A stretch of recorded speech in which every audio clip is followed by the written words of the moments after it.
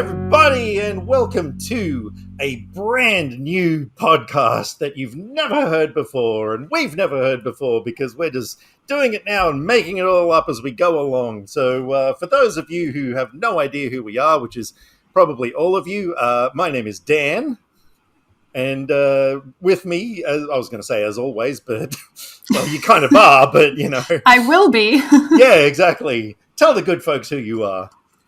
I am Frankie. Yes, and together we are Dan and Frankie Go to Hollywood. This is a podcast that is going to be talking about movies because that is something that the two of us are extremely passionate about. Ever since I was born, I have loved movies. I guess the same goes for you. Yeah, probably not as much as you. I think maybe it was more late teens or so that it really kicked into gear, although I've always loved movies in general. So, ever since I was about 4 and saw Star Wars on the big screen, that inspired a massive love of movies for me. And one day, a couple of years ago, I was just bumming around on Twitter because it used to be a fun place to go and hang out and, not care about the world until it turned into a cesspool of hatred. But, there was a friend of mine who had this person named Frankie who kept posting a lot of things about movies and Blu-rays and stuff. And every now and then I'd see these tweets and think to myself, I wonder who this person is. And I remember I think it was when you moved house and you set up a new Blu-ray shelf and you posted pictures of it. That was the moment I was like, I need to know more about who this person is. And so I, sent you a random DM thinking to myself, oh God, you're going to think I'm some creepy weirdo. You had followed me before that though, because I remember when you followed me and I was like, who's this guy? Oh, he has a YouTube channel. He's one of those people that's just following me so that I'll watch his channel. Oh, that's right. I did follow you. Yeah, I forgot about that. But again, I was kind of like, I don't want to come across as, creepy internet person. So I just hung back in the shadows and stalked you from the alleyways, which is even creepier than, anyway. But no, you posted one night about one missed call. You remember that? Yes, in my 31 Days of Horror. Right. And I was like, oh my God, like you're this really cool person who's like completely into movies, who doesn't live that far from me. And you're now watching Asian horror, which happens to be my most favorite, beloved subgenre of horror films. I am obsessed with Asian horror films. And I wrote to you on the 19th of the 10th, 21 at 11:58 p.m. Hi there. Hey, really happy you enjoyed One Missed Call. I adore that movie so much. Actually have a bit of an obsession with Asian horror films and have a small library of them, around 40 or so. So if you're ever up for some recommendations, let me know. I hope that spider didn't give you too much grief. That's right. What was that about? I think I had a huntsman in the kitchen that I was catching. Yeah, that's right. And so, you hit back. Film recommendations are always welcome, especially when it's Asian horror. And then, you went into this lengthy conversation about Asian horror, and I was like, this is a kindred spirit. We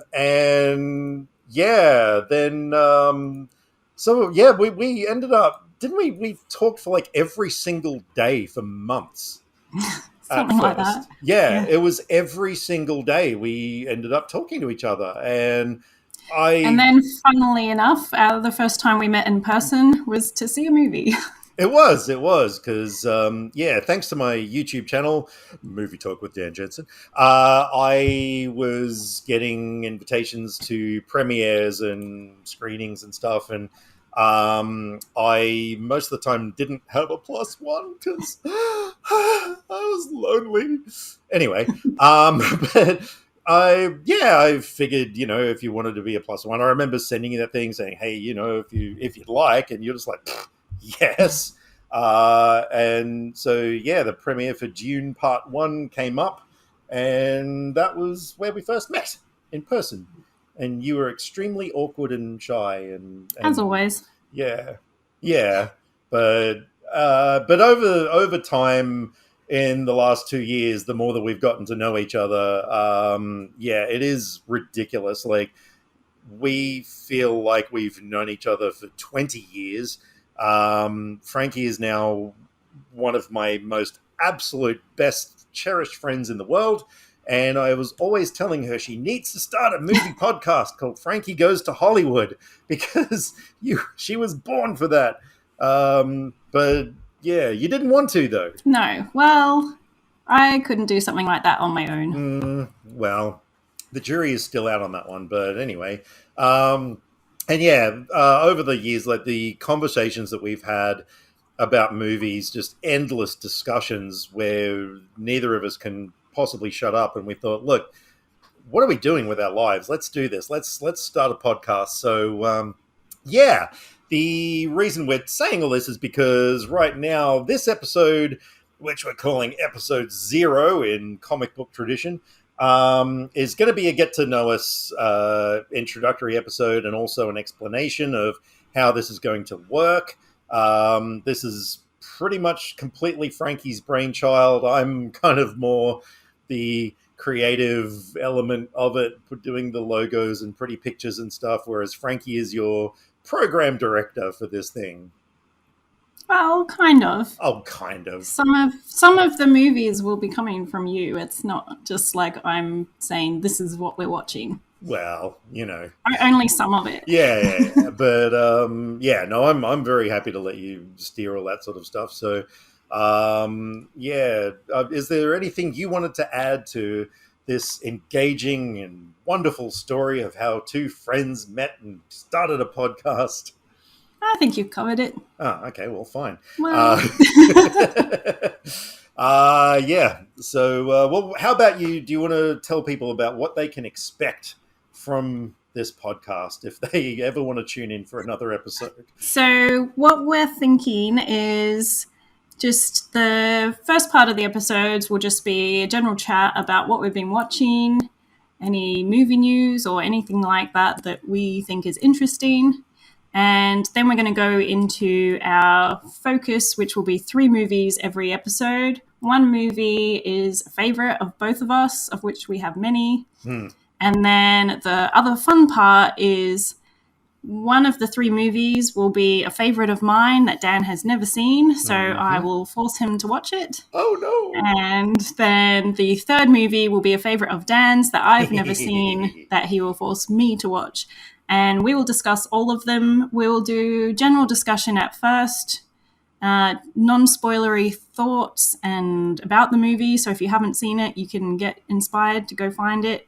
And then we will have our sealed section at the end, which will be spoilery fun discussion of all our favorite bits. That is right. And if you're lucky, it'll have a free aftershave sample or something like that my dad's Playboy magazines had back when I was growing up. Anyway, oh, wow, look at that. I had Perfume and Girlfriend magazine was my thing, and then the whole magazine would smell pretty awful after you had opened that. All right, so shall we now announce what our films will be for our first actual episode? I think that is a great idea. Our first episode, when will that be? Well, our first episode will be on the 5th of January on the Friday, and then we'll be back every fortnight on the Friday after that. Gosh darn it, what's a fortnight? Every 2 weeks for those who do not use the term fortnight, which I only recently discovered was not a worldwide thing. Yeah, I only used an American accent just because it was just random foreign. I did not mean to aim that at Americans, because I am sure all of our American listeners right now absolutely know what a fortnight is, other than a video game that 8-year-olds play. So, yes, I would love to talk about the movies that we're going to subject to each other and stuff. Well, okay, let's start with our favorite. So we had many to pick from. We wanted to do an extra good one for the first episode, of course. And Dan let me pick. And the first movie that popped into my head for some reason was Mallrats. Yes, Mallrats. Oh my god, a movie that I have seen uh, at least a dozen times, but I have not seen in quite a while. But yeah, that oh boy, I've got a lot to say about that film and my history with Kevin Smith and the universe. So yeah, that's going to be quite an episode, that Hmm. one. And so for our movies that we are going to force each other to watch, oh, there's a movie that is so dear to my heart, and I must admit, I might have actually overlooked it had you not said to me, "Oh, I bet you're going to pick this one." But as soon as you said, I was like, "Oh God, that's a no-brainer." So yeah, there's a little action movie that came out in, I believe it was 1988, called Deadly Prey, and so brief disclosure, I love movies that are so bad they're amazing. They are up there with my most favorite kinds of films, and Deadly Prey was a film that I saw back in the early 90s, and it has just been such a massive part of my life. And yeah, Frankie needs to see that. You need to see it. So yes, I'll be making you watch that one. Cool. And I have your DVD on my shelf. So Yeah. it's all Yes, ready to that's go. right. My bootleg DVD, because they never actually released a proper version of it. And if you actually look on the back cover, it's actually got a picture from Cannibal Holocaust for some strange reason. I can't explain why, but it sort of Hmm. suits it. So yeah, so that's what I'm making you watch. What are you going to make me Well, my watch? pick is a very famous movie that I was quite surprised you hadn't seen, and so instantly knew that you must Mm, see it, and that is The hmm. Burbs. The Wonderful Boybs. horror Yeah. comedy that is the Mm. movie that reminds me I don't hate Tom Hanks because I studied Forrest Gump at school in so much detail that it made me think that I hate Tom Hanks. And then I watch a movie and go, I don't hate Tom Hmm. Hanks. But No, he likes you, from what I've heard. He's actually listening right now, trying to work out what a fortnight is because he's American. Whoopsie daisy. Yeah, no, the funny thing is, from the cover of The Burbs, because I used to work in a lot of video stores, and so I was quite familiar with it, and I can see it in my head. Tom Hanks standing there in a dressing gown holding is it a garden hose? I think so, Does he yeah. have a garden?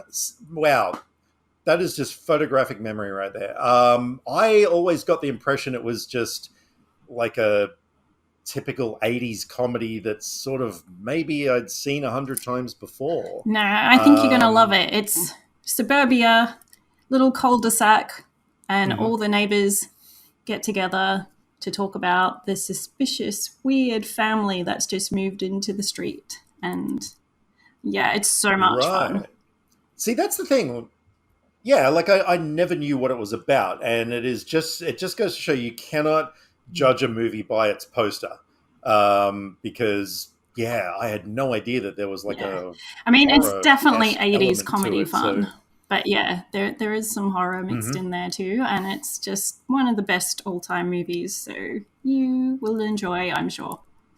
Well, I'm very looking forward to seeing it, almost as much as I'm looking forward to your reaction to Deadly Prey. Oh man, yeah, this next episode can't come fast enough. So, all right, well, so there you go. That is what everybody has to look forward to if they want to stick around after this little introductory thing. But what do you think is a good way for people to get to know us, Well, how Frankie? about we tell them 10 of our favorite films to get to know us, our Not a personality. bad idea. Let's go. All right. So, yes, the brief that I was given was 10 films to get to know us. And being that my brain goes in different directions quite often, I interpreted that as 10 films that would define my personality in a way, because I have a top 10 favorite movies of all time, which I when I started my YouTube channel, somebody said to me once, "Oh, you should do your top 10 favorite movies of all time." And I was like, "Are you absolutely kidding me right now? Like, that's impossible." And then I thought, no, challenge accepted. and I actually worked out what my top 10 favorite movies of all time are. But yeah, this list though, yeah, movies, even though there are a couple that were on my all-time favorite list, but they, I think, are movies that express who I am as a person, whereas you went a Yeah, slightly well, different first of all, way. there is no way in hell I could ever do a top 10 of all time. That's never going to happen. So I looked through all my Yeah. favorites and I picked 10, and then I thought, I don't know if they show my personality and taste in movies enough, so I swapped some out that were just good movies to some that meant something to me, maybe had a story, and then I thought that's not enough. I need to put more in that show the variety of things I'm into, rather, because some of them don't have nostalgia or a story. And then I just overthought it, all of that, and then I've got 10 movies now, and I don't know if they really define me, but it does show what I'm Mhm. into, and they're all good movies, so good enough. Yeah. I think if anything defines you, it's the fact that you currently have how many notebooks in front My of you? life is notebooks. If there's anything like house renovations, anything, I will get a notebook for it. Yeah, whereas I had my list on my phone, which is now down to 16%. So I've just transcribed it before we started recording onto a Microsoft Word document.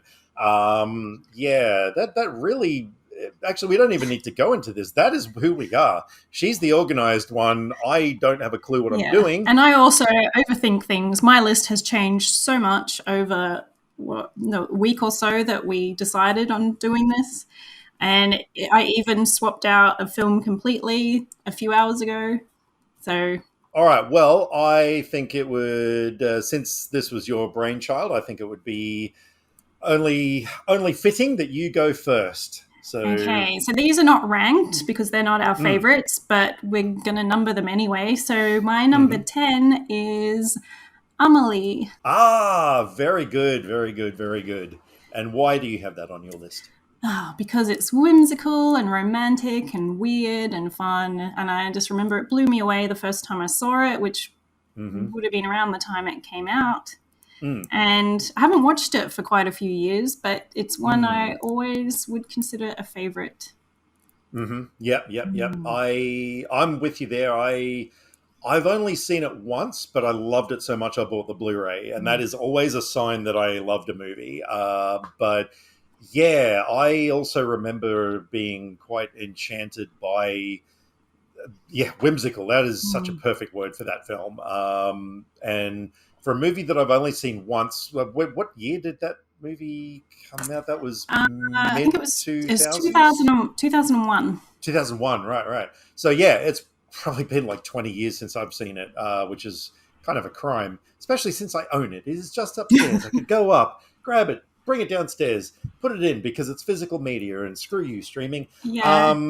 But yeah, no, I haven't seen it in a very long time. But yeah, no, good choice. Um, all right. Well, okay. I'm gonna go. I listed mine 1 through to 10, but I'm going to start with 10 because, to be honest, that was the least favorite film of this lot. But the one that I've picked at number 10, and because they're films that I felt define me, Mm. I've got The Rocker on there. Mm. Yeah, with Rainn Wilson and a whole bunch of great people. But the reason that I put that on there is because that movie just always appealed to me about someone who his dream was dashed, and like years went on, and I love how you got this sort of older guy who joins a band of kids, but like sort of makes his dream come true. I mean, I'm a late bloomer with so many things in my life. I always wanted to record on an album with a band, and that didn't happen until a couple of years ago for me. And I still haven't made a feature film in my life yet, which I really want to do. I've done tons of other short films, music videos, and everything, but so there's a lot of things that I still want to do, and that film gives me assurance that it's never too late to make something happen. So yeah, so that's my number 10. Not a favorite of mine, but I identify with it. You'll probably be sad to hear that I have watched about 15 minutes of it. All and right. And ladies and gentlemen, that's the end of me no, for the podcast. I did not dislike it. That's not why I Yeah. stopped watching. But as you know, I decided sometime in this year, and I can tell you when. But I decided to watch all the Emma Stone's films in order that I had not seen, and Yeah. that's one of her very early ones. So I did start watching it, but something happened and I had to turn it off, and I just haven't got back to it because the last few months of this year have been crazy with things to watch. Look, honestly, there are a million better films than that one. It's not a great film, but yeah, like I I'm said, still going to watch it. oh yeah, absolutely. I've seen it a couple of times now, but yeah, no, like I said, it's just a film that I really identify with because I think it's good inspiration for anyone who thinks that the ship has sailed and they missed the ship that sailed or something. Ah, wow, I'm trying to sound philosophical here and I'm sounding like a complete idiot. So, how about you go into your number nine? All right, number 9. I thought I'd get this one out of the way for you who knows me. Mm-hmm. I do not have a favorite film because that's too hard. But the film I generally say when people ask me what my favorite film is The Lost Boys. Oh, yes. Which I know a lot of people aren't into. I think maybe it depends when you saw it first. And I saw it when I was 12, which I remember because I was at my friend's 13th birthday sleepover and we watched The Lost Boys and Pet Sematary. And that was the start of my Kiefer Sutherland obsession and Corey Feldman. And I just think this is the most fun movie. It's silly. Everyone's wearing cool clothes. It's the 80s. It's got good music. You've got sexy vampires. You've got funny vampire hunters with Corey Feldman doing his like action star voice thing. And yeah, I don't know how people do not like this movie. Oh man, yeah. When I found out that that was your well, not your absolute favorite film, but definitely among them. Yeah, no, I completely agree with that. It's yeah, I've seen it many, many times, and I don't love it as much as you do. I don't know if anybody does. Even the people who worked on the film probably don't love it as much as you do. But yeah, but my weirdest memory of that film was it must have been late 80s. Actually, it must have been when it first came out on video. I remember going into a video store and there was some jerk behind the counter, some young dude or whatever, and I think he was watching the film. And so there was the bit where was it Corey Haim in the bath? Yes, singing that weird I love song? that. And the dude behind the counter was like singing that at the top of his lungs. And I'm just walking around the store, just like, hearing in the background, ain't got a man. And I'm just like, oh, wow, this is really uncomfortable. And I've never told you that before. So there you go. Yeah, that's the one memory that I really have of that film, like that stands out the most. Yeah. But no, everything about it, that aerial shot at the start, that weird thing where you're like, is it a vampire or what are we looking at here? And like, there's so much to love about that film from the director of Batman and Robin. But yeah, anyway. and it's an interesting movie to return to because, like I said, I was all about Kiefer. I almost nearly got a tattoo of him as that character at one stage. Didn't get around to it. But then in my older age, I've come back to it and gone, no, Brooke McCarter is the sexy vampire that I would run off with if I was going to join their gang. Right. So, okay. And obviously I aged out of Corey Feldman, unfortunately. But when I first watched it, I was that age. I was right there to enjoy that. Yep. So whatever age you are, you can find something. Absolutely. Seal of approval from me on that one. Look, I am not going to talk a lot about my number 9 film because we're going to be talking a lot more about it in the next episode. Can you guess what my number 9 film is? Yep, you guessed it. It's Deadly Prey. Like I said before, I have a fascination with films that are so bad they're amazing. I've recently discovered the works of Neil Breen. Some of you out there might be going, "Oh, Neil Breen, yes, I know him." And movies like that, like I said, they fascinate me. The fact that these movies got made when I can't make a feature film because no one wants to throw monies at me. But yeah, Deadly Prey. My girlfriend at the time, back in 1993, she read in the TV guide late one night, there was this movie, and it said, "Watch this if you enjoy the sight of someone being beaten to death with their own severed arm." And she's like, Dan would like that. So she taped it for me, and it changed my life. My friends and I, we all watched it.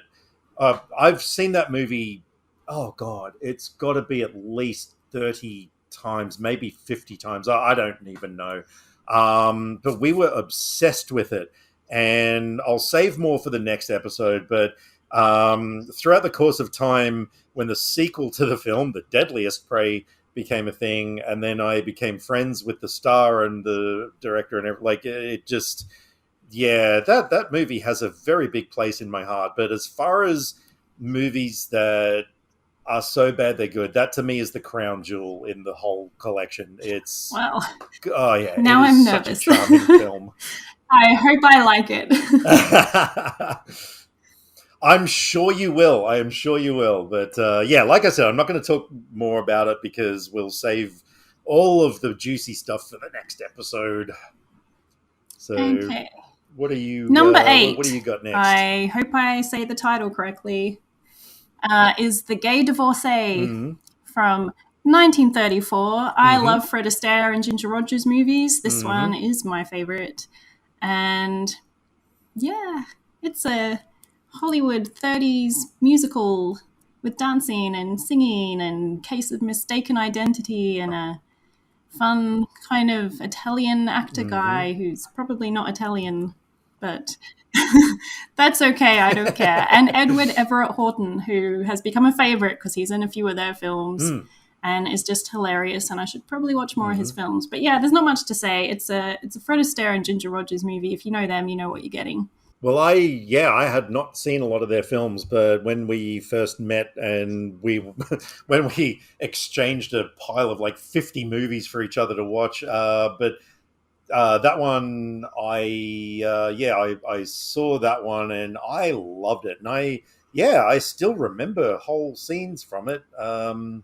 Being that obviously, it didn't appeal to me as much as it did to you because, you and those movies are just simpatico. But I really enjoyed it. It was a really fun movie, and it looked amazing. I was very impressed with that film. So, yeah. Well, for something completely different for my number 8, and this is a movie that is the number 3 film in my top 10 favorite movies of all time, and that is The Crow. When that movie first came out, I didn't know anything really at that point about tone and cinematography and how music can affect a film and all of these things, but I did after seeing that film. To me, there are a few films that can beat that one in terms of capturing the right tone consistently throughout the whole film. It is depressing and dark and yet hopeful and beautiful and romantic, and it is just one of the most perfect films ever made to me. The soundtrack, not just the album, but the score by Graham Revell. I have both of them on CD. Like the music is just perfect. It was one of the best soundtrack albums of the 90s, in my opinion, actually in a lot of people's opinions. And of course, even though there is the added weight of the tragedy of Brandon Lee, that had nothing to do with the film's impact for my liking. Even if he had survived it and gone on to a great career, I still would love the film as much as I do. And it's kind of a shame because the director, I was friends with him on Facebook for a while until I had to unfriend him because he's like a complete right-wing nut job, and is very rude to people and everything. And I was like, I don't want that. Like, just you go away. I'll just enjoy your movie. But yeah, that to me is just one of the most perfect films ever made. Yeah, favorite of mine too, but I well. actually haven't seen it for a really long time. And I ended up, actually only this year, I've upgraded to Blu-ray finally. And so I meant to watch it again to see it looking all nice, and I just haven't got to it yet, but I will. But yes, I have listened to the soundtrack a lot over the years, even if I haven't revisited the movie for a while. And I know some people are annoyed at this, but I am looking forward to the remake with Bill Skarsgård. I mean, Yeah. I mean, I know it's not going to be the same. Well, actually, I haven't seen the sequels for a long time either, but at the time when I was in my teens, I guess, I remember quite liking the second one, which apparently people don't. So I need to revisit that and see if it's one that holds up. And the third one, I think, had an actor I liked, so I watched it, and I don't remember it. So I don't really know what I think of that one. Am I remembering correctly? There was a TV series as well, wasn't there? And I think Mark Dacascos played him in either the TV series or one of the sequels, which was a shame because I'm a big Mark Dacascos fan. For anyone who's like, "Ooh, who's that?" He was the main villain in John Wick 3. I believe he's Hawaiian-born martial artist. Oh my god, the guy is amazing. And yes, you're correct. The show was The Crow's Stairway to Heaven, 98 to 99. That's it. Yeah. But even that, I couldn't bring myself to watch, even though it had Mark Dacascos in it. I don't know. That first film just is so deep in my heart that I watched City of Angels. Didn't really like it. I can't remember if I saw that has a really good soundtrack as well. Yeah, true. Look, I mean, I'll give the remake a try because I never, ever, ever, ever judge a film until I've seen it. Because for all I know, I might walk out and go, "Hey, that was even better than the original."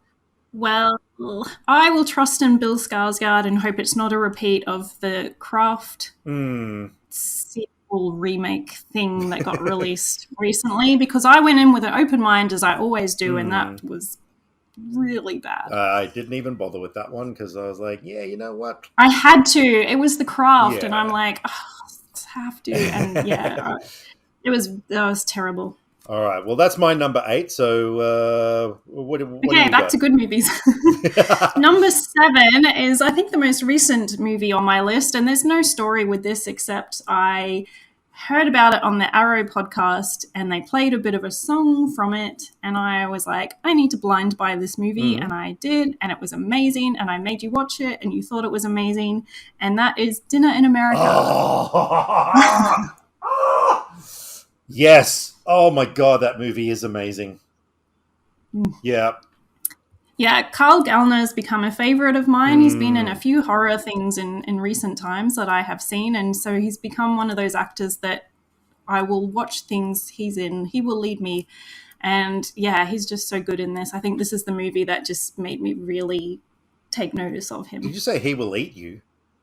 He will lead me. Oh, right. Okay, because I was going to say, well, that's, fitting with the whole dinner theme, I guess. But, yeah.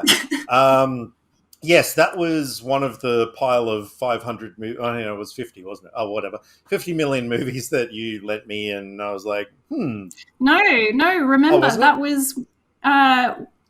we had some failed night. And so you were dropping me home and I said, hey, let's watch this movie. That's right. My apologies. Yes, so I did watch it at your place. Yeah. And yeah, at first I was just kind of like, Dinner in America. Like, okay. I know you were very wary, but I know you just watched it to make me happy because I kept telling you this movie was so great you had to watch it. Well, I mean, I will always give a movie a go, and especially if it's something you've recommended to me because... oh my God, 99% of recommendations, you've knocked them out of the park, so to speak. But yeah, I just had no idea. You were like, oh, it's this punk rock love story. I was like, okay. Yeah, I loved it so much. I bought the Blu-ray myself, and I sat my fiance Kylie down to watch it not too long ago, and she loved it as well. And It's a yeah, very word of mouth movie, I think, because it's very mm, indie. Like I know, I think mm, the producer just put stuff on his credit card to get it made, to like right, finish getting it made and everything. yeah, So, yeah.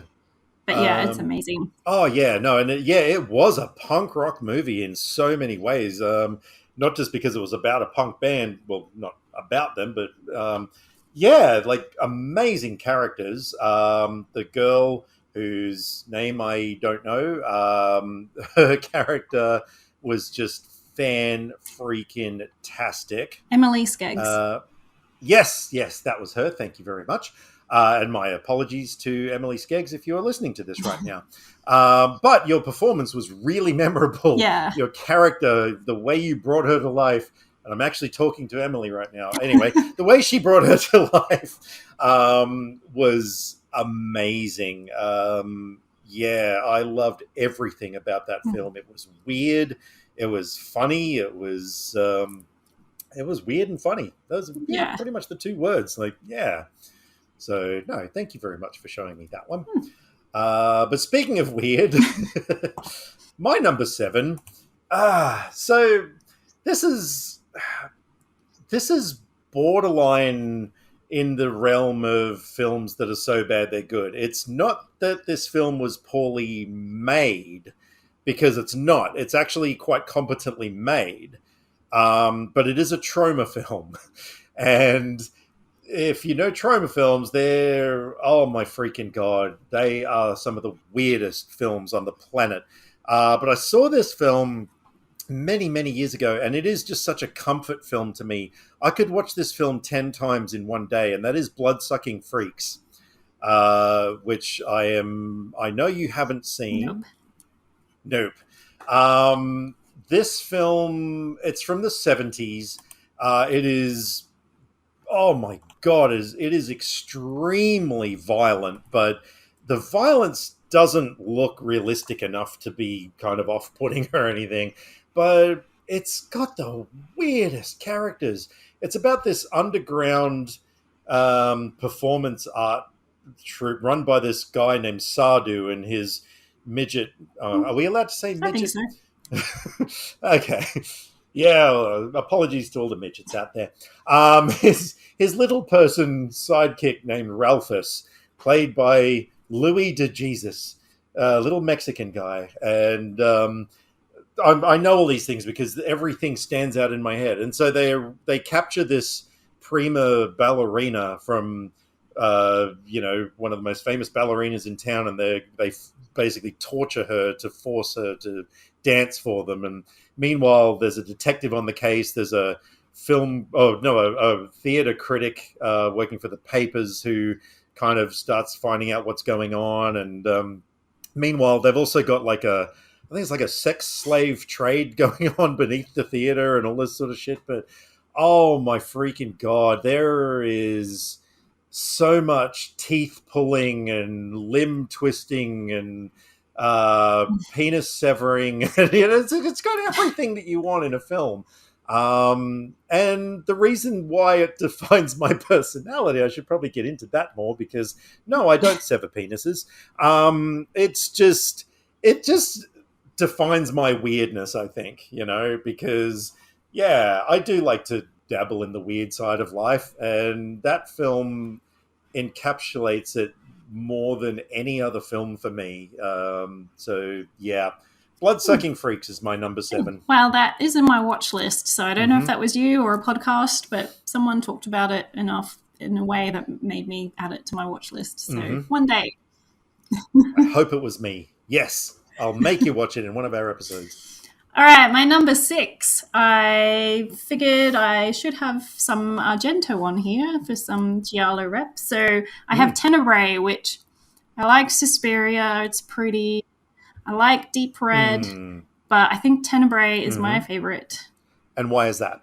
And I don't know. I just Fair enough. There you go. I just like it. Well, I mean, you do have I don't know Italian pronunciation if it's just Giuliano Gemma, but he wears a light blue suit that's very pretty. He's the detective. And yeah, it's just a author who I think stuff in his book starts. I don't even remember. It's been a while.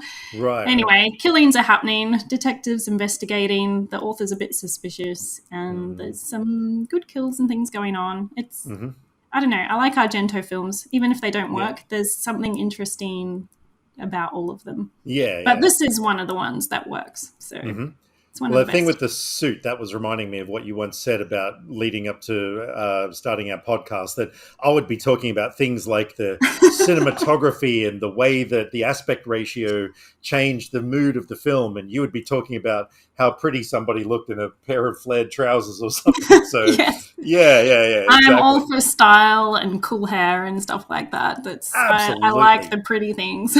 Yeah. So yeah, that's perfect. I don't know if I've seen Tenebrae. I think I might have, but if I have, I don't remember any of it. So I'm just going to say that I haven't seen it.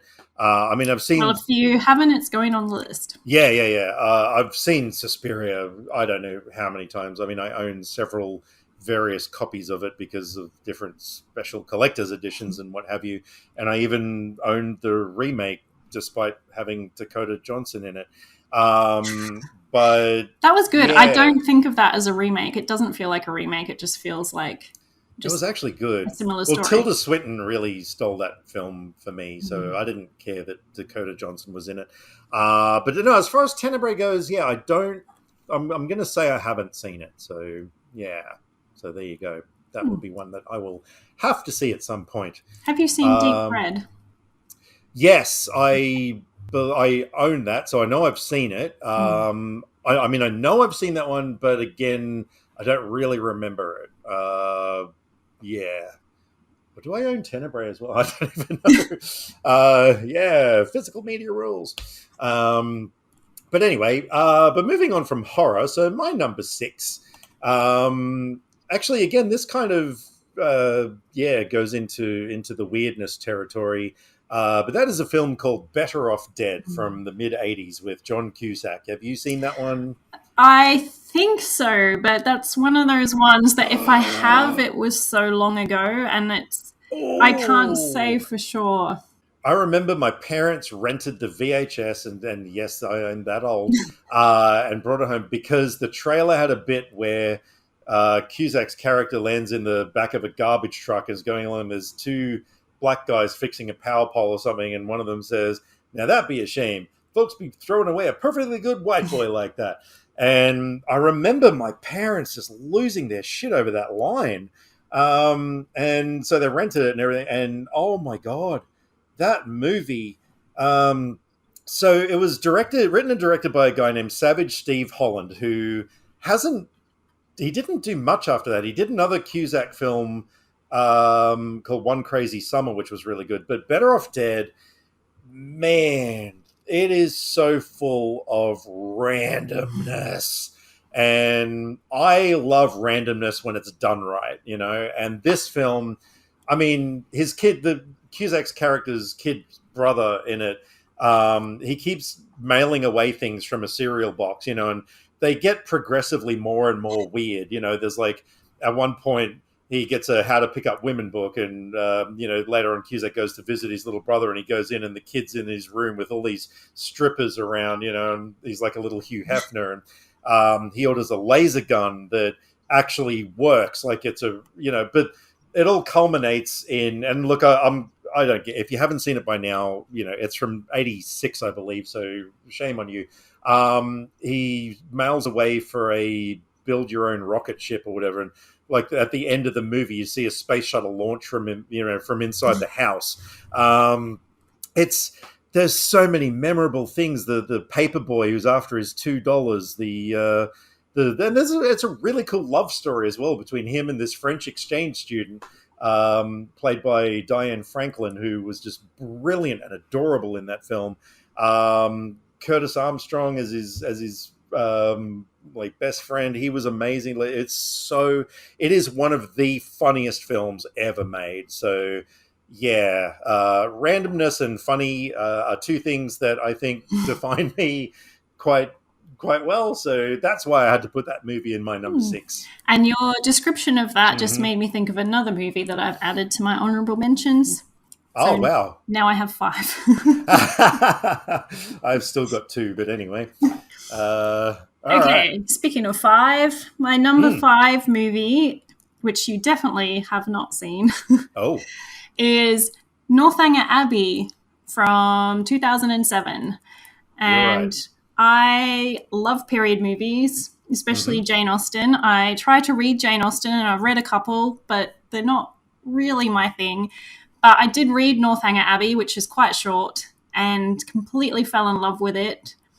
And so I watched this movie, and I fell in love with Henry Tilney, who's the main guy in it. Hmm. And JJ Field plays him in the movie. And he is perfect, I think. And I think all my reviews, I'm like, oh, I just feel the romance in this. It's just so, it's like a just swoon-worthy movie. It makes me feel so happy watching it because there's no big dramas in it. There's like a misunderstanding that happens, but it's resolved almost instantly. So it's not that typical romance thing of they're getting together and then this big misunderstanding happens and they're apart for ages till they come together at the end. This doesn't have that. It has sort of 2 things that happen, but they're not really big things that annoy you. So the romance just flows through, and I don't know why, but yes, I just perfect. Fall in love with a book character, fall in love with the movie version. The movie is great. I know I'm probably in the minority, but hey, who cares? Yeah, exactly. I love it. There It's you go. become a bit of a Valentine's Day watch because it's the most romantic movie I think that I have seen. And I Oh, know some people probably will think it's boring. I don't think it's boring. I love it. I want to live in it. even more romantic than blood-sucking freaks. I would assume so. Yeah, that didn't have a lot of romance in it. Look, I don't have a lot to contribute to the description of Northanger Abbey. Is that what it's called? Yeah, it's like Yeah. a girl who's into gothic novels, sort of Right. scandalous things, and then she Mm, kind of goes in the deep end imagining yeah. things in real life from the novels that aren't really there. But mainly it's just a nice romance. So yeah, I would not recommend that to you. No, I don't think it would be your thing. I look generally. I mean, I'll try movies. I mean, I saw Little Women. I own a copy of Becoming Jane. Like, I mean, I don't dislike period films. I just try and avoid them because I like to retain my masculinity. Um, no, But just I kidding. Just think, kidding. like, if you look at your general, like, Pride and Prejudice and everything, I feel like this is different from that. It's, Yeah. like, very light, and I think maybe people won't like it because it's a bit lighter Mm, than, like, a Pride and Prejudice or, mm, what's the other one? Sense and Sensibility, which is yeah. also very good. Hmm. But, yeah, I really like it, All right. so Well, can't help it. sadly, I have nothing to contribute to that. So, yeah. I guess we'll just move on to my number 5 then, shall we? Hmm. All right. So my number 5, it's another 80s comedy that oh my God, I love this film. Have you seen Summer School? No. No. I've Okay. heard about it. I think Hmm. that's in my watch list as well. Is that It's Mark Harmon? Mark Harmon, Kirstie Mm. Alley. It's about a relief teacher who has to, well, look after a classroom of kids over school, but he has no interest in being there. He is totally apathetic, and the kids love him because he's apathetic.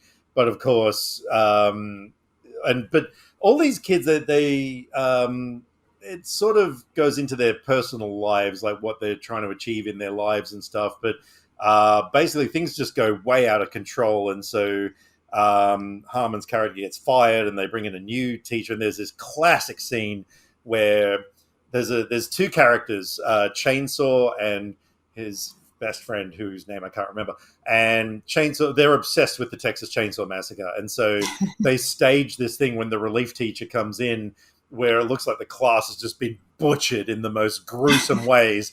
Eyeballs hanging out, saw blades through the head, all this sort of stuff, because they're wannabe makeup artists. And that scene I loved it. But it then goes on. Harmon's character realizes that you got to take responsibility in your life, and so he becomes all serious and whatnot. But he winds up helping all of these kids in various things they want to do. Like, one is just dreadful at learning to drive, so he winds up helping her. And there's, oh, that's right, he grants everybody a wish in the class or something like that. It's been a while since I've seen it, but the reason it appealed to me is because I am that character. I am oh my God, I breezed through my academic life. I, to this day, do not know how I wound up with a university degree, because I did so badly and just sort of sailed through. And I was always like, man, that guy, he rocks up to class, the teacher in a Hawaiian shirt and just kicks back and yeah, do whatever you want to do. And I'm just like, that would so be me if I was a teacher. So I related to him. I related to Chainsaw, of course. It's so that was another movie that I think really kind of I thought identified me in various ways. So yeah, that's it for me. Summer School, number 5. Mm-hmm. Okay, well, number 4 is perhaps the one that most defined me as a person when I saw it. I saw it at the cinema because I am that old, and it is The Craft, which we talked about earlier. Well, I'm sure there's lots of people who weren't old enough to go see The Craft at the cinema. I was ripping tickets for people going in to see The Craft because I was working there, so you're old, my God, anyway. But we digress. Yeah, so this came out the year after Clueless, which was also a big movie, and introduced me to Breckenmeyer, who I completely fell for because he was a long-haired skater guy, so what's not to love? Cheeky grin. So he has a small part in The Craft, which was just a nice thing. But this movie blew me away, changed my life. I wanted to be Nancy or Fairuza Balk. I wanted to have her hair. I wanted to dress like they all dressed in the movie. That was the beginning of my goth phase that no one joined me on, so that was fun times. But yeah, this movie is just so fun. It's like friendship and witchcraft stuff, and then cool fight scenes, and everything goes wrong, and there's all this crazy stuff happening. Fairuza Balk's amazing in this. I looked for everything she was in that I could find, which was hard because it was in the 90s. But yeah, I just wanted to see everything. Love this movie. I've probably seen it more than any other movie overall in my life. And this is how obsessed I was with the movie. I recorded on cassette. We played the movie through the stereo, recorded it onto a tape, so that I could lay in bed and listen to it on my Walkman and picture it in my head because I knew it so well, and just listen to the audio. Yes, I think sometimes I would pretend that I was acting the parts in the movie. But yeah, that's how much I liked it. Even when I couldn't watch it, I wanted to watch it in my mind. Well, okay, that's your story of how obsessed you were with that film. Believe it or not, I can beat that. And this is something we've never talked about before. This is going to be a revelation for you. So, yes, when that movie came out, I too absolutely loved it. And I was like, wow, all this occult stuff and everything seems really cool. And so I wound up buying a bunch of books on the occult and, witchcraft and all that sort of stuff. And I was, burying myself into these books at the time. And I remember in the cinema that I was working at, there was a birthday that I had, and there was a lady who worked there who was a lot more into witchcraft than I was. Well, not so much witchcraft, but I don't know, I guess kind of fortune telling and stuff like that.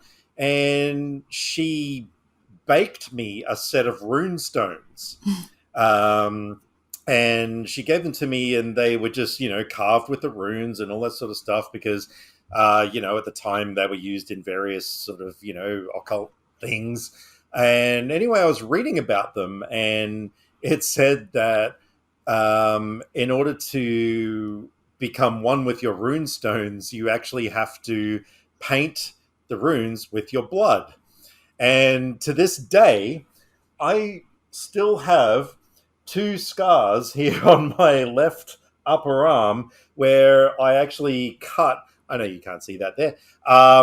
Where I actually cut, because I thought that'll be the least painful spot to draw blood from, and got a paintbrush, and I actually painted my runes with my blood. And the first cut ran out, so I had to do another one alongside it.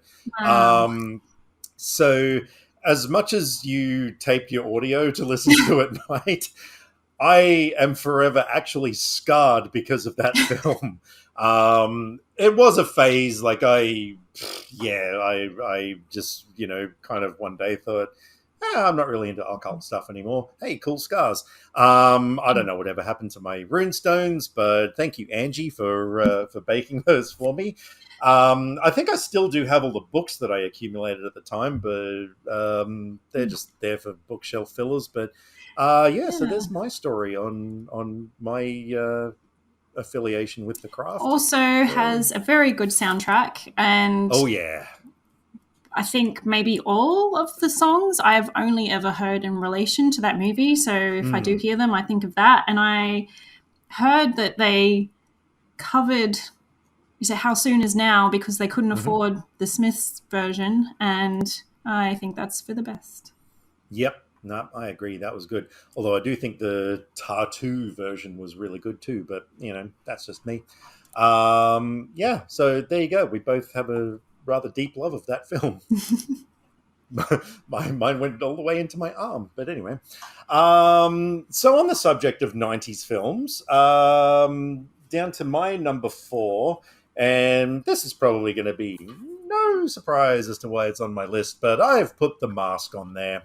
And again, it's another case of tone being king. That whole film from start to finish, the tone was perfect and again consistent, from everything through the music and the color palette of the film and the costumes, and it was just, oh my god. But when that film came out, oh my god, that was big. That was bigger than big. And at the time, I if you think I'm an extrovert now, you should have seen me back in the mid 90s, because a lot of people thought I was ripping off Jim Carrey's shtick. Wow. Because I was very much like that. I was way over the top then. And they even, the cinema that I was working at, we used to do costume promos, and I had this bright red suit.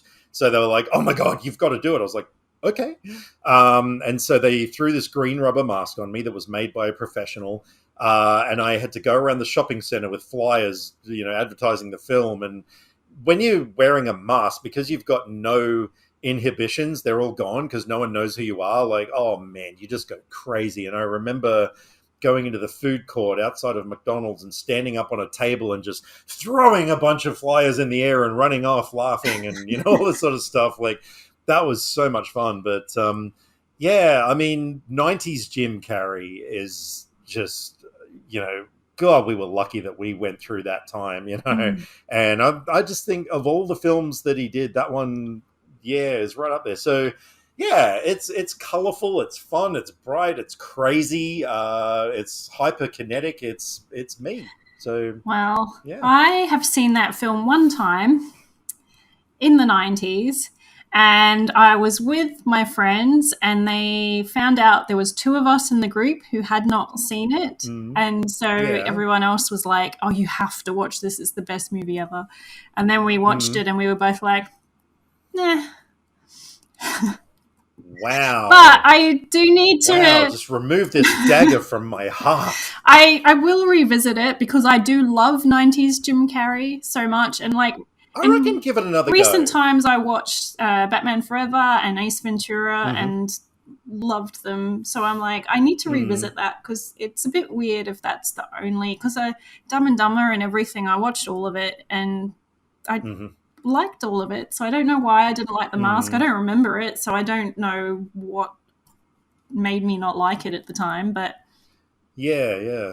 I reckon give it another go because it is a really good film. Even, aside from 90s Jim Carrey, like I said, just in terms of tone and just visual dazzle, it's yeah. And I think I also relate to Stanley Ipkiss, the character, that kind of guy who's just way too nice to everybody, and so he kind of gets shit on from time to time. I think that's another reason why that movie has a place in my heart because yeah, I've been that character many occasions. But yeah. Anyway, enough about my sob story. Let's go on with you. okay, something weird.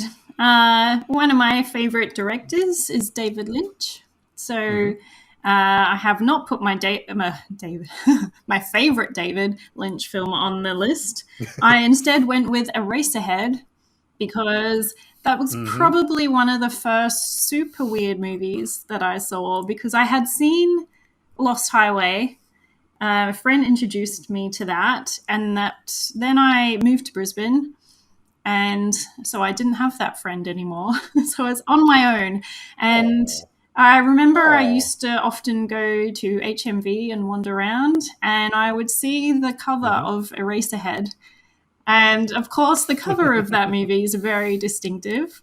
And so I would look at Oh it yeah. all the time. And then I was like, well, I think I'm just going to buy it and take a chance because that's the guy who did Lost Highway. And I really liked that. And so eventually I bought it and Mm. watched it. And yeah, possibly the first sort of experimental film I saw. And I'd never watched a film that was so Mm. little dialogue and all about sound design and all this weird stuff. And I didn't know what was going on. And then suddenly you've got the girl singing about heaven and the baby crying and all that stuff. And yeah, I Mm. really loved it. And I got to see it at the cinema a few Yeah. years back. Palace did I think it was like American Film Essentials Festival or something like that. And they had the David Lynch documentary, Art of Life, I think it was called. And they did a double feature with that and Mm. Eraserhead. So I got to see it at the cinema. And I rushed to buy a ticket as soon as I saw that. I was like, I cannot miss that. I have to buy a ticket straight away. And then there was 10 other people in the cinema with me, and I was so sad. I was like, what's going Mm. on, Brisbane? Why are we not selling out this David Lynch double special thing? Yeah. Hmm. Yeah, probably because Brisbane was made of people like me who saw Eraserhead. Uh, I think around when it first came. Oh, no, Okay. not probably not when it Uh, first came out. What year it was that was film from? late 70s. Because yeah, no, definitely not when it first came out. I don't know when I saw it, but I remember sitting there just going, "What the Yeah, fuck 77 it is was. this?" Uh, I absolutely hated every frame that I saw. I did not understand what I was watching. I just wanted it to end. I wanted my life to end. I just wanted to stick a screwdriver in my ear hole and squish around until I passed out. I if you Hmm. can't tell already, I wasn't a big fan of that film. Look, I'm not a huge fan of experimental films. I mean, recently with Skinamarink and stuff like that, I watch these things and I'm just like, look, I get where you're going with it. I appreciate that it has an audience. Because you know me, I'll never like if I Hmm. don't like a film, I'm not going to say it's bad. Eraserhead is probably fucking brilliant for all I know. I think it's a It personal just thing. I'm wasn't for just on me. board with his vision and his Yeah. style and what he does. And so it's the Mm, kind of movie that it speaks to you exactly. or it doesn't. Mm, it did not speak to me. It kept its mouth shut the whole time. In fact, it was almost like it was floating in space. It was that quiet. But anyway, Well, I got the fun of at a party once. mm, Someone was interested in it because Dead Kennedys have a song saying you cry like the baby in Eraserhead. oh, did they? And yeah, and so I Oh, have I had it on the shelf. So I was like, okay, Let's watch Yeah. it. Oh, you cruel, cruel person. Um, look, I can't remember if the whole thing got watched or if anyone cared, but yeah. yeah. It is the kind of thing, though, that I was quite young when I tried to watch it. I think I was in my late teens or something like that. So, You also have to be in the right mood for that kind yeah, of movie. yeah. Which I probably wasn't. I was probably expecting a much more mainstream film. So, um, yeah, look, I probably wouldn't mind giving it a go because I do respect that David Lynch is an amazing director. I think, even though I haven't seen many of his films, but like Elephant Man is probably my favorite, I think. But That's his most mainstream yeah, yeah, film. yeah, exactly. There you go. But yeah, look, Well, I'd give it another go, I think, at some point. it's yeah. Hmm. I mean, I know you haven't seen Lost Highway, I and as that is my haven't. favorite, Jump that is on the onto. list. Yeah, So yeah. you will probably see it soon. I really want to see that film. Like, so many people just gasp in absolute horror that I've not seen it. Do I call myself a film buff when I haven't seen Lost Highway? Well, yes, I do. Have you seen Deadly Prey? No. There you go. So, well, this is a perfect segue because you've gone from one of your favorite directors, and my number three just happens to be from my favorite director, and that is From Dusk Till Dawn, which is Ah, also on my top 10 list of favorite films of all time. Admittedly, it's all the way back down at number 10. Um, but oh my God, that film.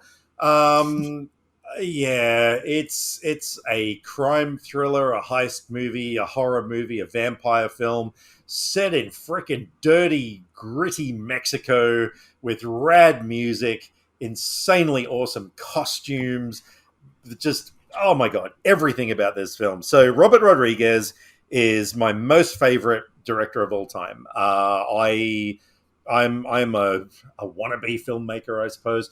And that guy taught me everything I need to know about filmmaking. And that movie to me, it defines me because I don't want to sound like I'm tooting my own horn. It is a cool rock and roll movie, and I don't know. you're a cool rock and roll guy. Thank you. I didn't want to say it myself, so yeah.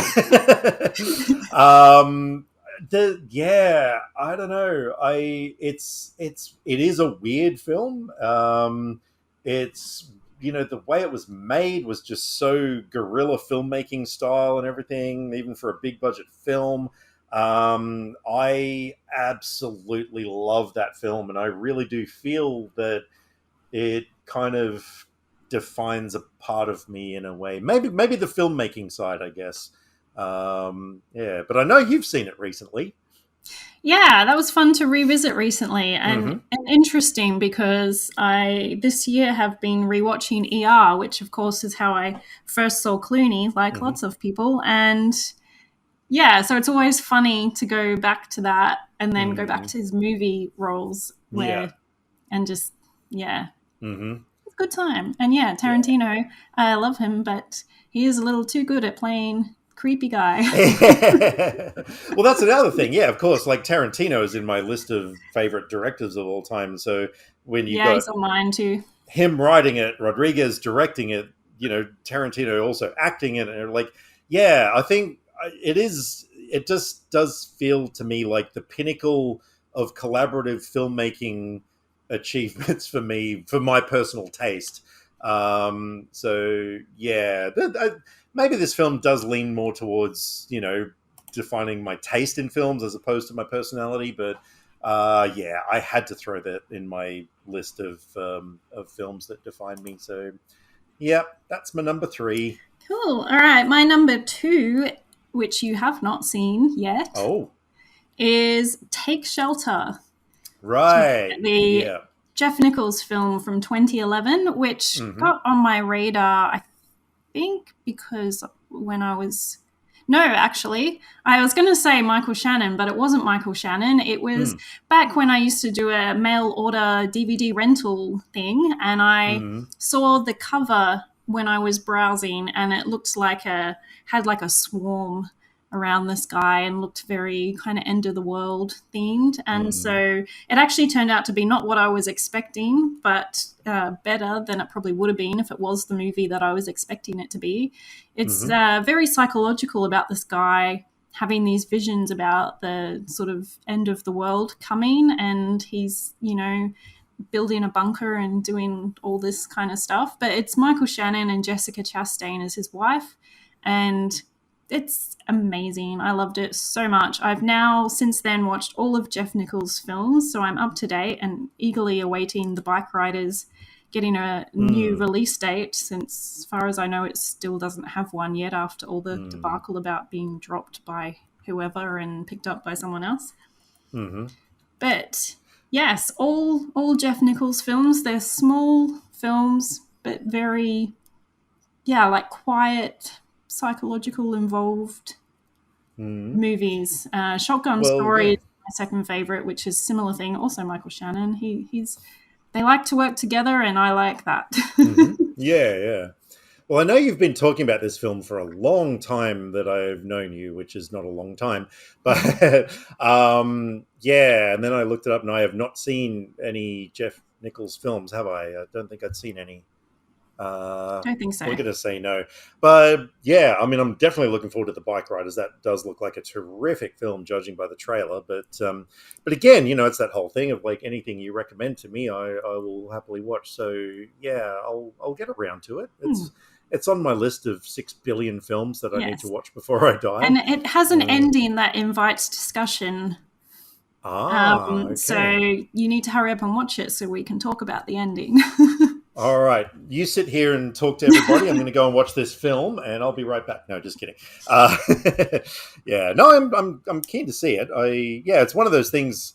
Again, like I don't know much about it, and so I think that always kind of hinders me from Hmm. jumping into a film like if I Yeah. don't know Well, much I about it. found it So, by chance. It's not one that gets talked about a lot and is like a mm, big movie that you see around places. Like I hmm, don't even think it's streaming anywhere.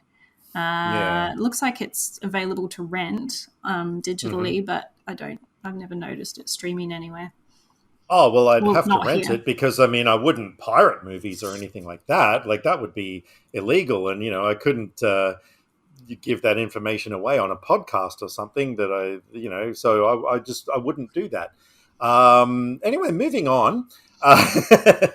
But no, that's definitely a good choice. So my number two is a film that you are not going to be surprised at all that it is on my list. And I'm just going to go with the shortened name of the film, but I have put Birds of Prey on this list. Yeah. That is a film that I went into it, I walked out, and I desperately wanted to go back in and see it again. I saw it at the cinemas, I think it was 10 times, if I remember correctly. Wow. Oh my God. I loved that film. And yeah, it was just so much fun. And this is the thing.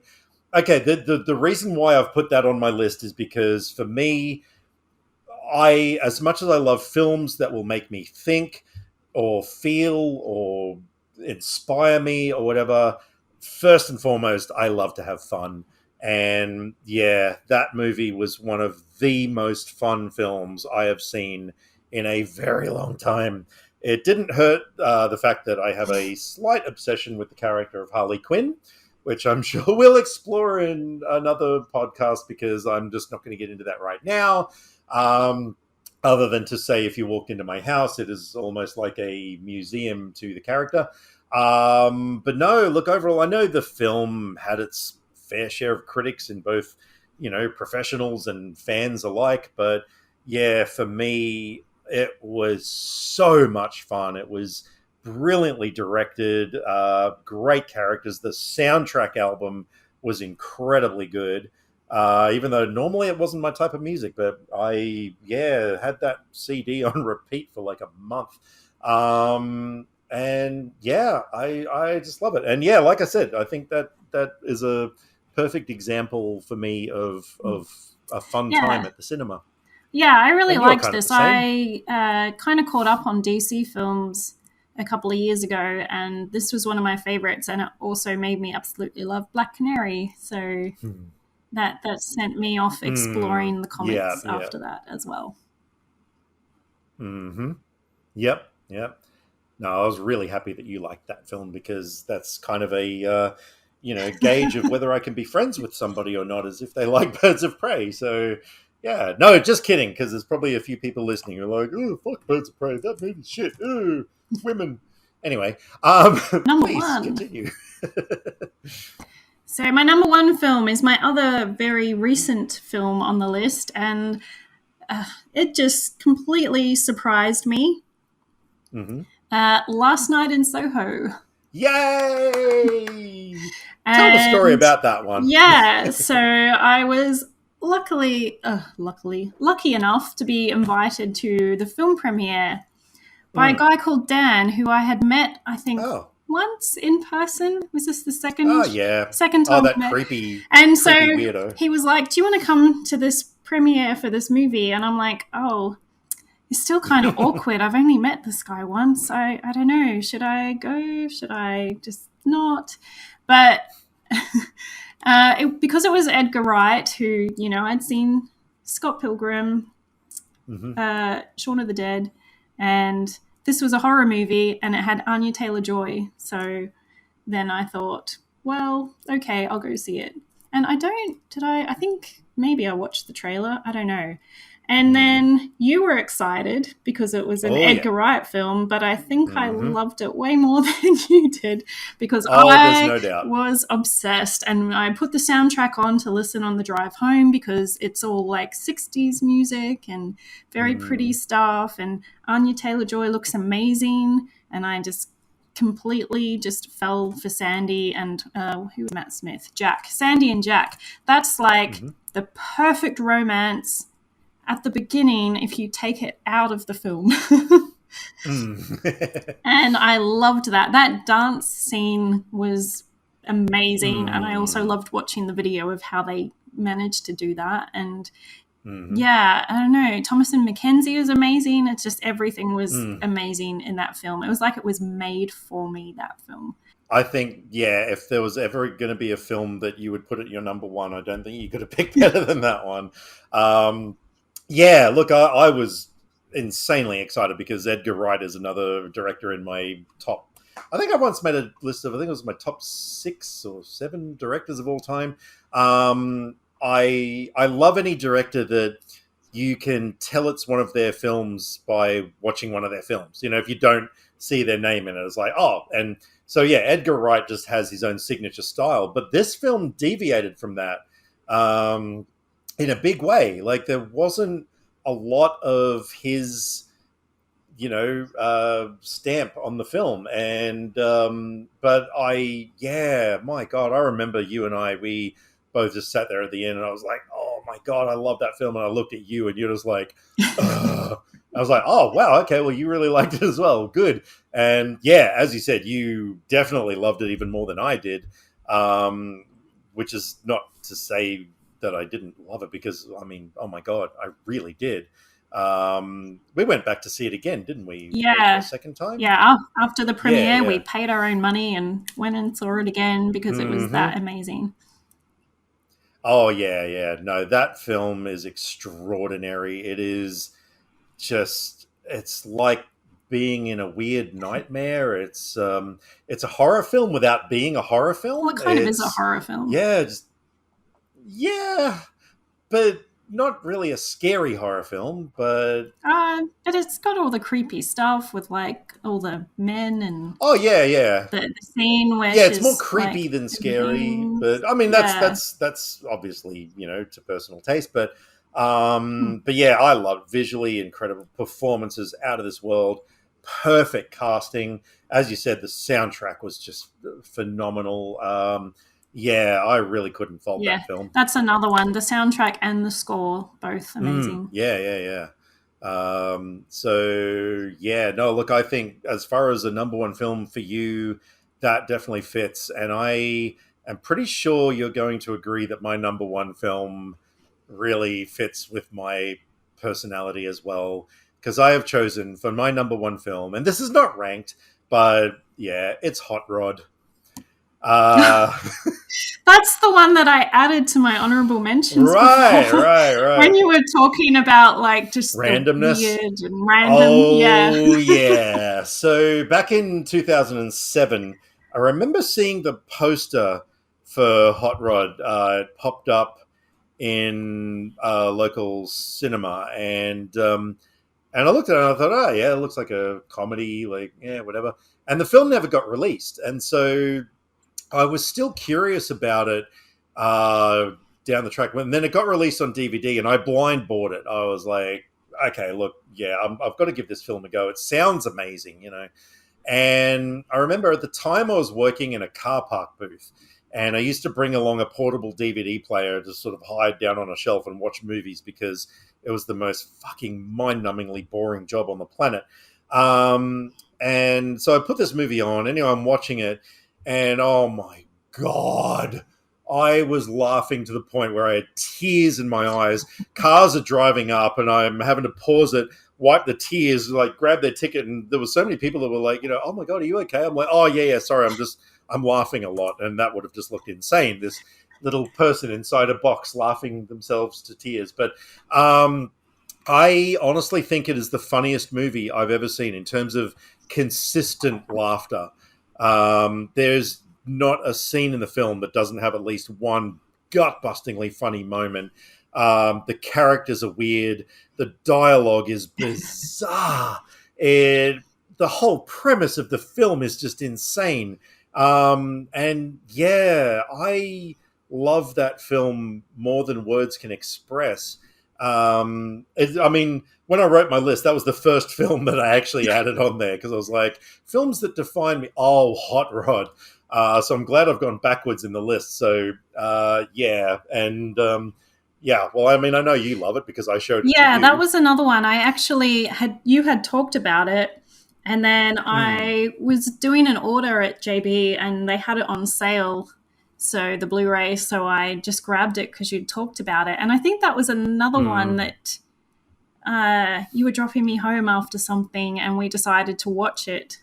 So, and yeah, that's right, because you didn't have to work the next day or something, and I had a late start the next day, and so we were like, oh, what the heck, let's do it. Yeah, and so when it comes to comedies that are just like silly comedies, it can go either way. So I wasn't too sure, but I do like Andy Samberg, so I was like, I'll give it a go. And yeah, I loved it.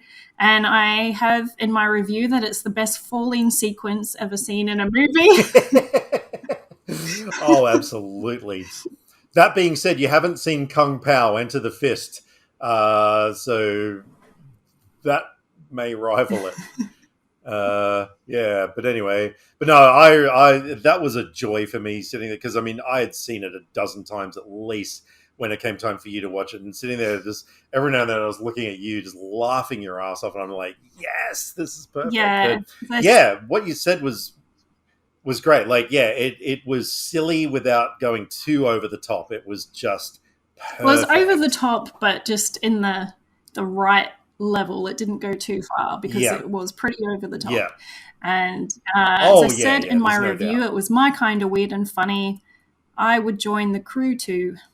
Cool beans. Mm-hmm. Also, weird crush on Bill Hader in that. So don't ask me why. I don't know, but it's a thing. Well, because you're weird. I mean, yeah. I noticed there are a lot of weird movies on both of our lists. So yeah. So those are 10 films from each of us that if you are tuning into this for the first time and you want to get to know us, or if you have gotten up to episode 52 and you're like, oh, let's go back to the first one. So yeah, but we do have some honorable mentions now. You've got you've got 5. Well, one was Hot Rod. So, I still have 5 because I added an extra one. Right. So I've only got 2. So how about you do 2, I'll do 1, you do 1, I'll do 1, and then you do 2. Okay. We'll just make I these couldn't brief. find a place for it on my list, but I felt like I couldn't not say it, so it had to go in honorable mentions because it's a very important film from Hmm. my younger years, and that is Four Weddings and a Funeral. Right, right. I don't know how I came across it. I think I watched it when I was a bit too young to kind of get everything going on in it, but Hmm. it started, this is a common theme, started my Hugh Hmm. Grant crush. Probably the first film I saw with so much swearing in it, and I'm surprised my Hmm. mum was fine with me watching it. Hmm. Also had John Hannah, so it was probably Hmm. my introduction to him as well. Hmm. And yeah, apart from the kind of miscasting of Andy McDowell that everyone seems to share the opinion of, I don't know. Hmm. There's something about the movie that I don't care about its flaws. I just love watching it every time I watch Hmm. it, and I've watched it Cool. a lot over the years. Hmm. Look, I know I saw it. I probably haven't seen it since it came out in the 90s. Wow. Okay, we I have to watch know. that one day. Yeah, yeah. I think I liked it. I didn't love it enough to ever revisit it. But anyway, what do you got next? Let's go with a movie you don't like, Oh, or at least don't really like. mm, Interstellar. mm-hmm. It's a space movie, and yeah, I don't know. I could have said Dunkirk. Is this better than Dunkirk? Because Oh, Dunkirk mm, has that amazing "I will die on the hill" that you can get a movie to be really good without having a backstory and losing the flow of the movie. I'm not going to talk about Dunkirk, but anyway, Interstellar. I really liked this the first time I saw it, and then I rewatched cool. it. I think earlier this year, and it's a Mm-hmm. long movie, so I was like, well, Mm, I'm just going to watch half of it, and I'll watch the rest later. And I yeah. forgot how good it was, and so I sat there for the Oh, whole time and watched it because yeah. I couldn't turn it off. Yeah. I could have given you some instructions on how you could have turned it off, but yes, I'm not a fan of that film.